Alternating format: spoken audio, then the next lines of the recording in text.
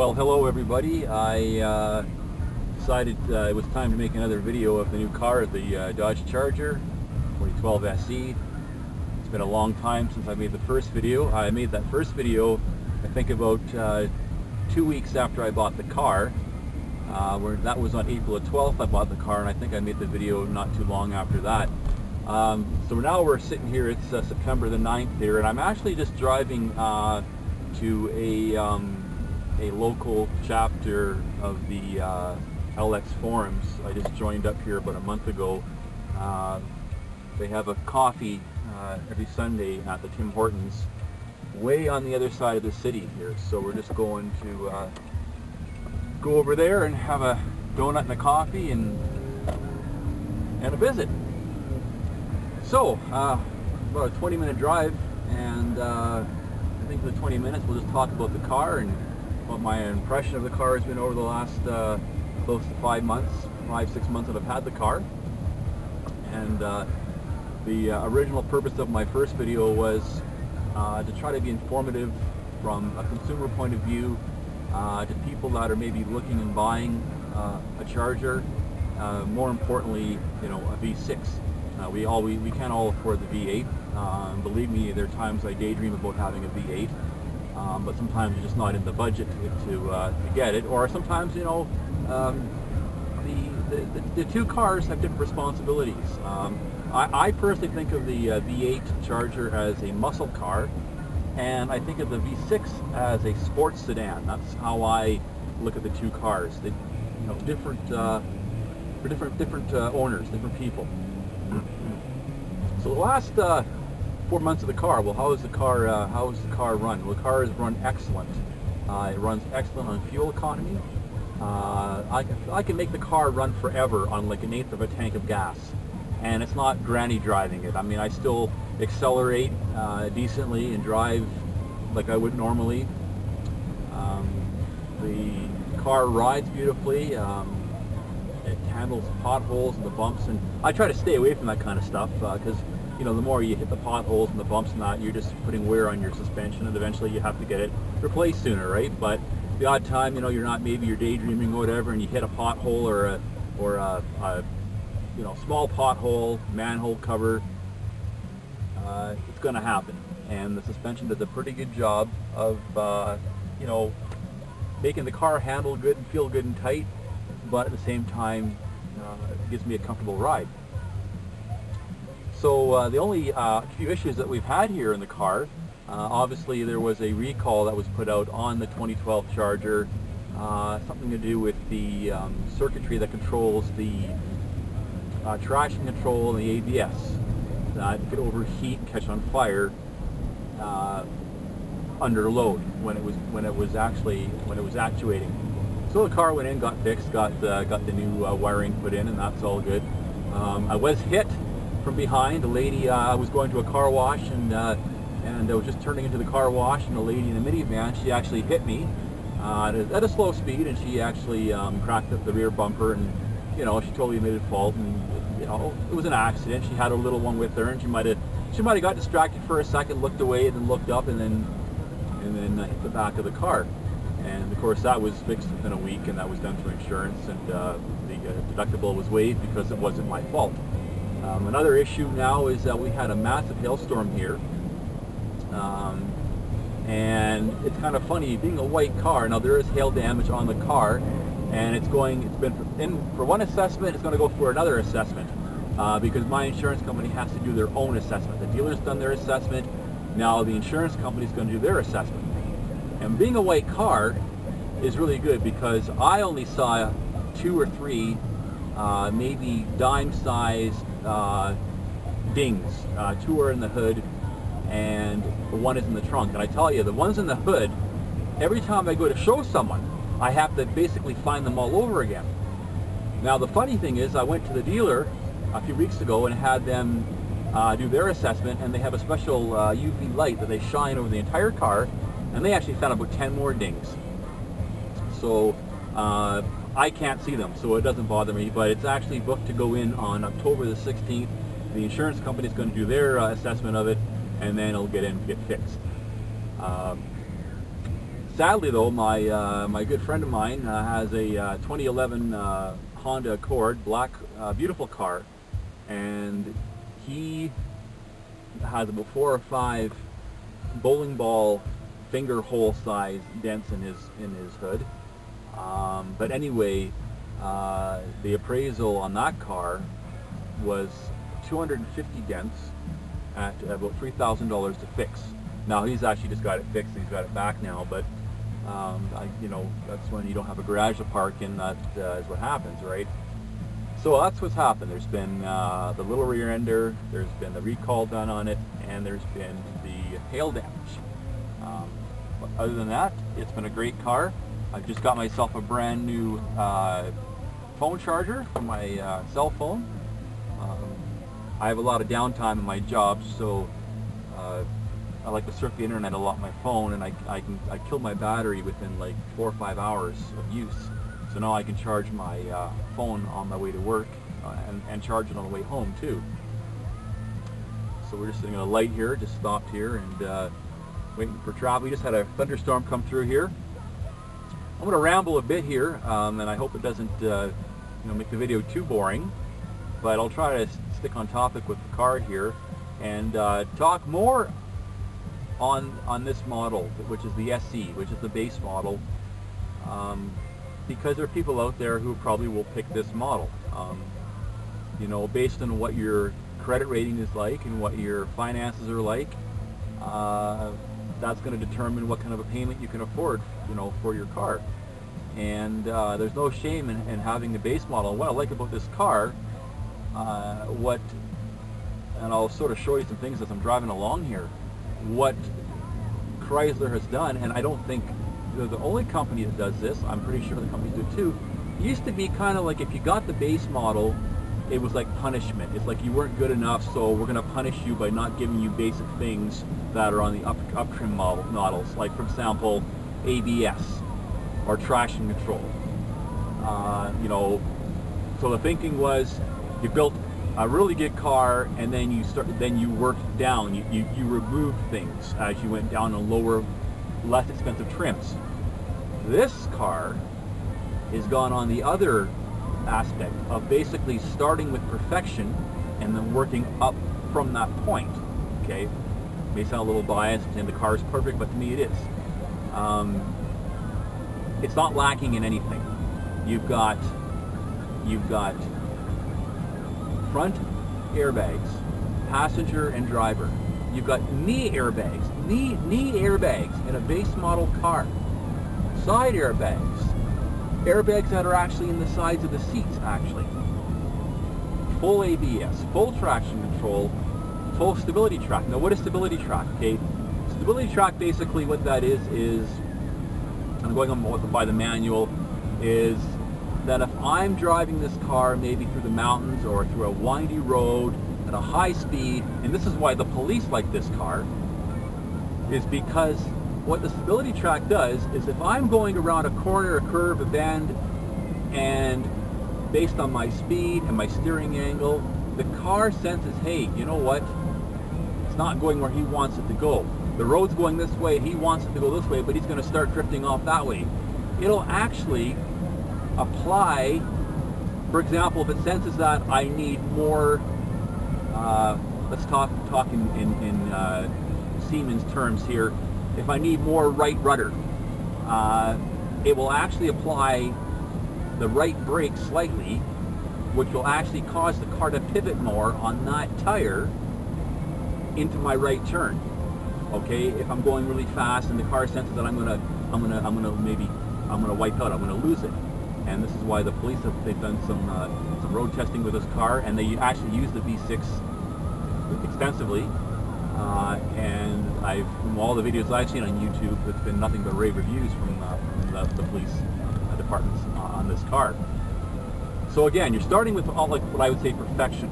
A lot of cars, when you get a base model, would not include a touchscreen, or they wouldn't include this woven aluminum bezel around the dash. It would probably be plastic or rubber, and then you'd have to maybe spend a few $1,000s more, and then you would get the aluminum one. The only difference maybe is, okay, I don't have a sunroof, I don't have heated cup holders, I don't have leather, whip-de-doo. And of course the side door inserts, they are leather, but they're not stitched like they are in, say, the SXT or the RT or the SRT8. So what?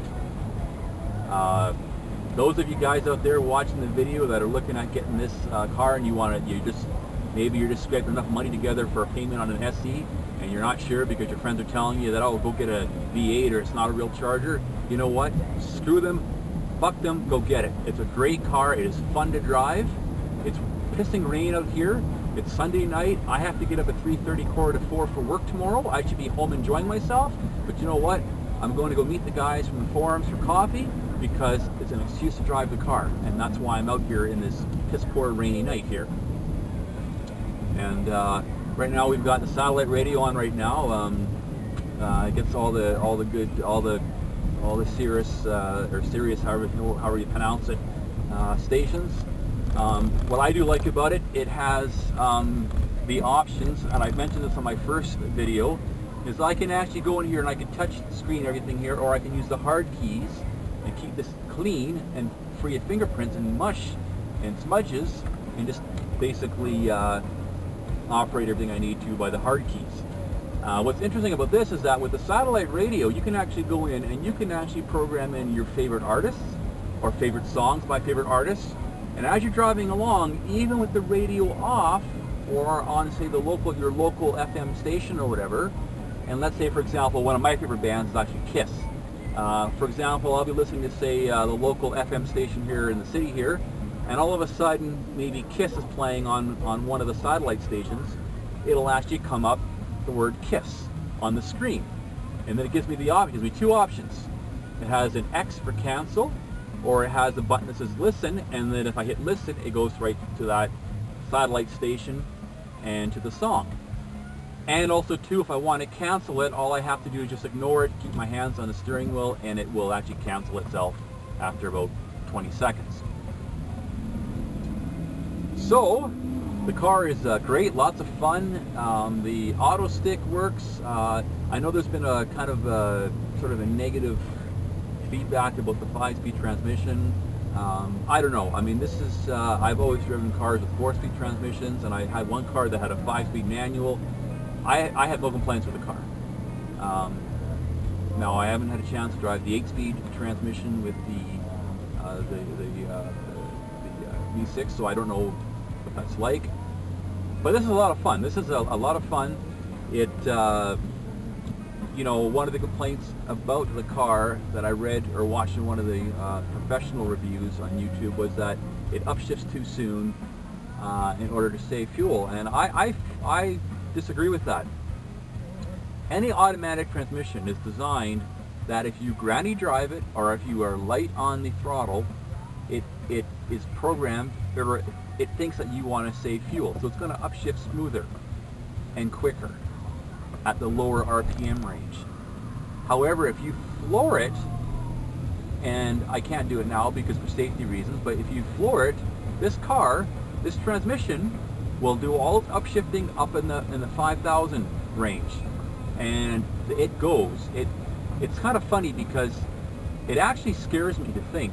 I mean, based on how much power this car has, and how fast it goes, and how quick it goes, and how quickly it gets to that speed, I can't fathom what the 5.7 liter is like, or what the 6.4 liter is like. I mean, man, you guys have those cars. Wow, you guys must have radar detectors and either that or you have tickets coming out the yin-yang, because this car here, I mean, I drive professionally for a living, so I make sure my license stays clean, but wow, I tell you, I'm always more times putting my foot on the brake or taking my foot off the accelerator than I am actually pushing it down.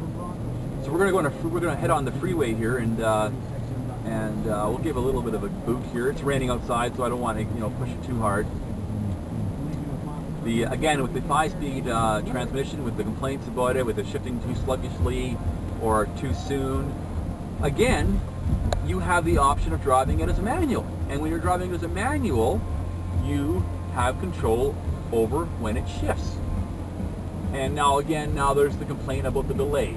People say, well, there's a 2-second delay. So you hit the upshift and then there's a 2-second delay from when the car actually shifts. Simple solution, guys. You know what? Shift 2 seconds earlier.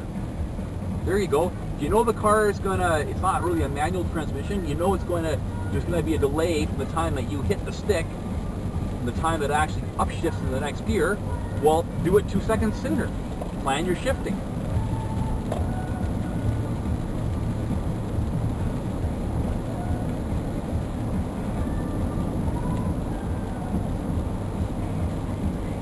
So as far as the customizing of the car, now, you know, I've got quite the imagination in my head, you know, man. I tell you, if I was rich, well, the things I could do.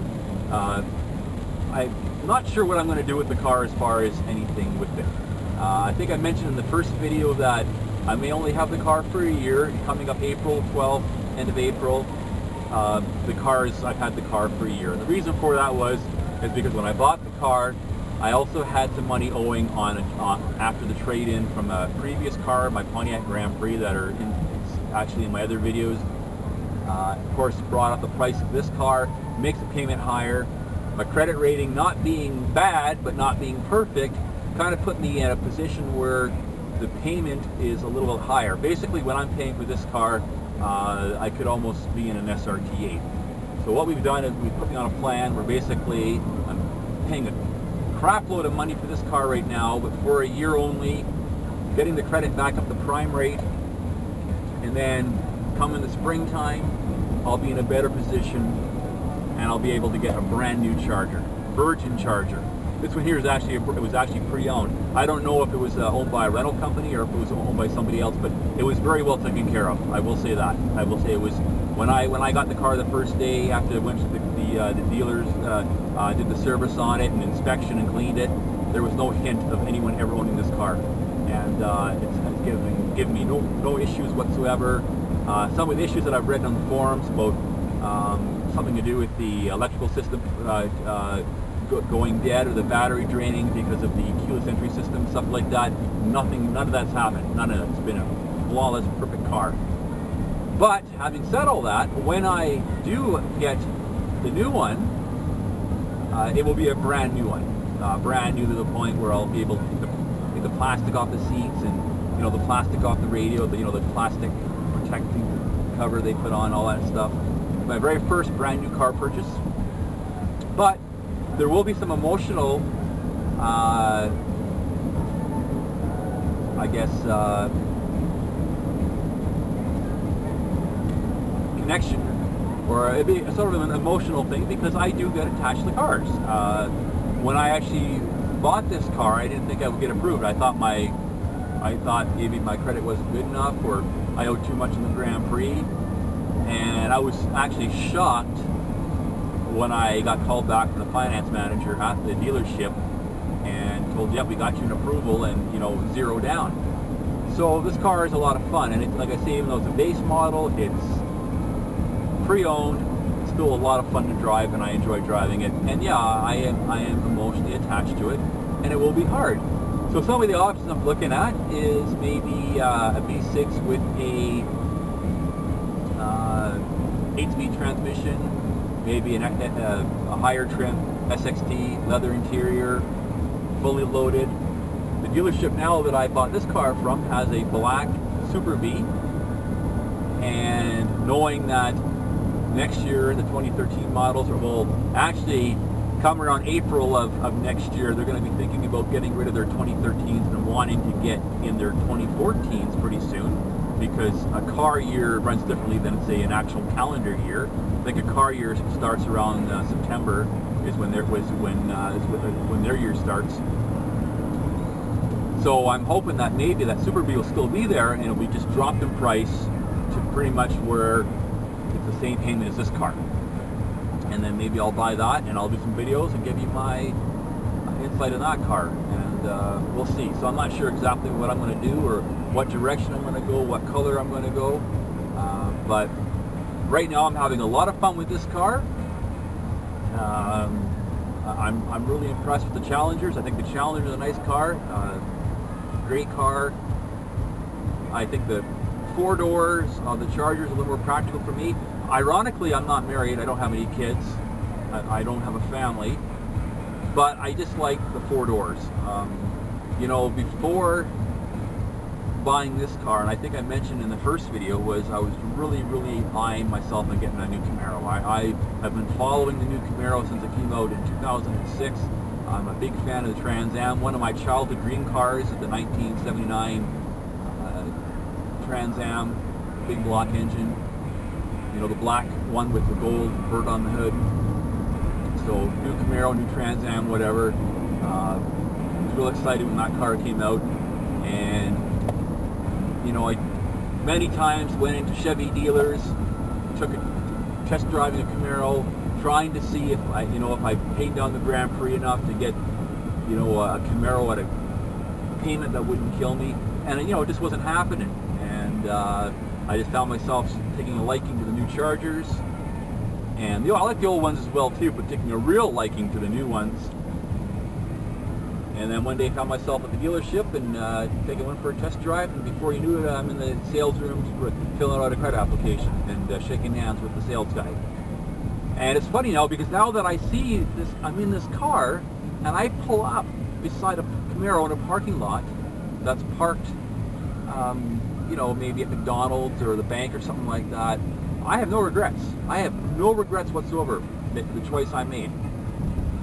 And I like the Camaro. I still like the Camaro a lot. I think the Camaro's a hot car. But you know what? I'll pull up my wimpy little V6 base model Charger beside a Camaro SS, and I know this is kind of being full of myself, but I'll look at the car and I'll be like, ah, sucks to be you. I got the better car. That's because of how I feel. I feel that I've made the right choice for me, even though I know the Camaro SS would kick my ass. But you know, when you're going into something for 7 years and making payments, you better make sure that you made the right choice. And as much as I love the Camaro, I see myself looking, my head turning all the time. I still like Grand Prix. I love the Grand Prix. They're an awesome car, very reliable car, but this car kicks butt. This car takes the cake. I mean, to me, this is the perfect car. And I'm probably making a lot of people laugh right now at that statement, but you know what? I haven't driven a Porsche. I haven't driven a BMW. Maybe they're better cars, but you know what? This is one fucking good car. And for the price that you paid for this, come on, $29,000 for a base model Charger.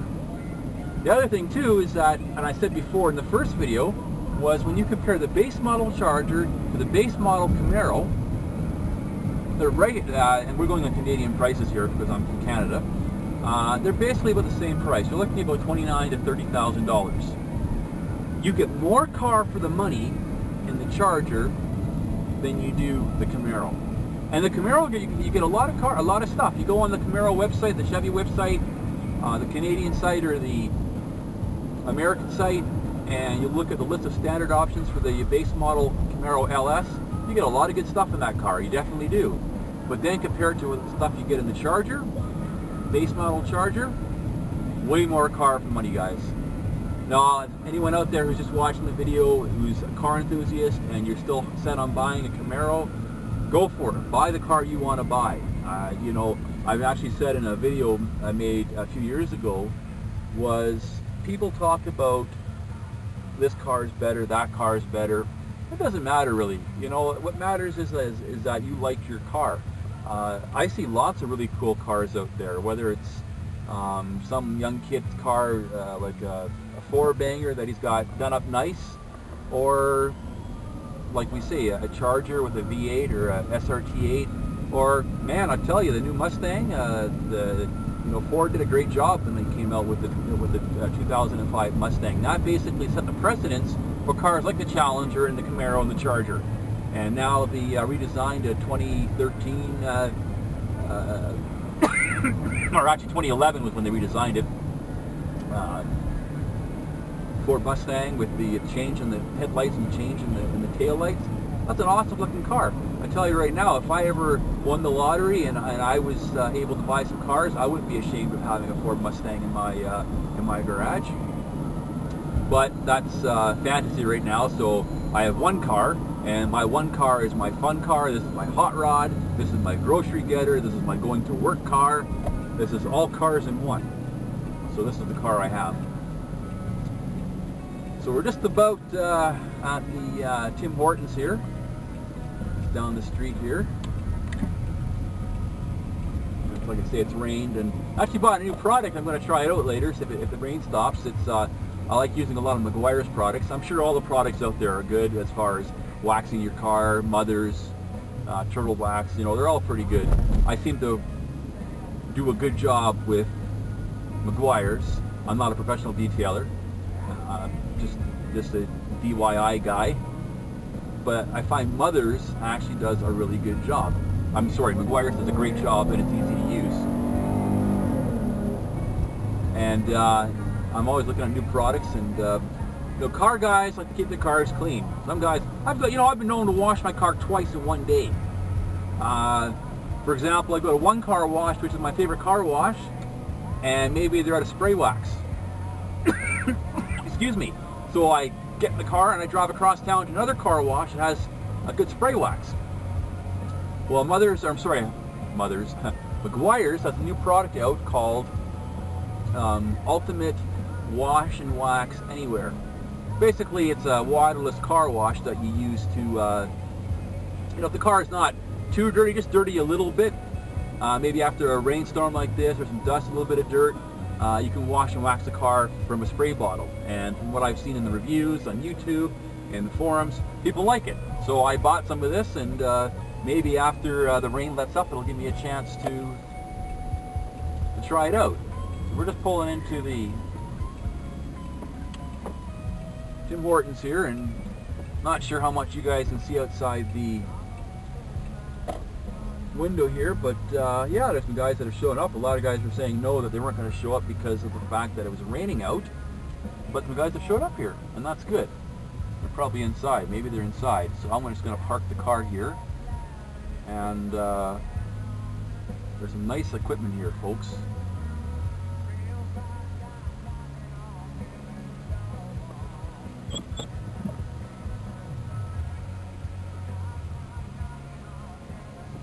Like I said, the video is just, you know, me rambling on about the car, and it's been a while since I've made a video of the car.